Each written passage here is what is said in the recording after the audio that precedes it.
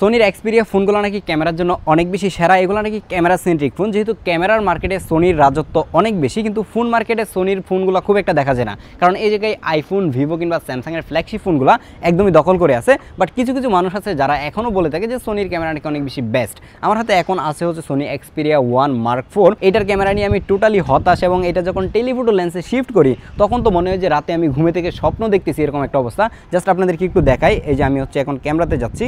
এটার ক্যামেরাতে যাওয়ার জন্য খুব ইজিলি আপনি যেতে পারবেন। এই জায়গায় শাটার বাটনে যদি প্রেস করে ধরে রাখেন তাহলে কিন্তু আপনি এটার ক্যামেরাটা ওপেন করতে পারবেন। এই দেখেন যে এখন আমি আলট্রাওয়াইড লেন্সে আছি।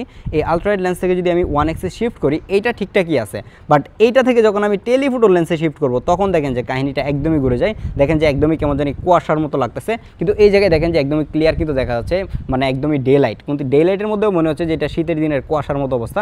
দেন এই পেরিস্কোপ লেন্সটাকে কিন্তু আপনি 5.2x-এ ডিজিটালি জুম করতে পারবেন। সরি, এটাকে অপটিক্যালি ভিতর থেকে কিন্তু মুভ করে। এর যে এই যে পেরিস্কোপ লেন্সটা রয়েছে এটা কিন্তু ফিজিক্যালি ভিতর থেকে মুভ করতে পারে। তো এই জায়গায় যাওয়ার পরেও কিন্তু খুব বেশি একটা ডিটেল এবং শার্প ছবি দিতে পারে না। এখন অনেকেই বলতে পারেন যে ছবি তোলার পরে হয়তো এটা ভালো হয়ে যাবে। জাস্ট আপনাদেরকে দুইটা ছবি তুলে দেখায় যে কী অবস্থা।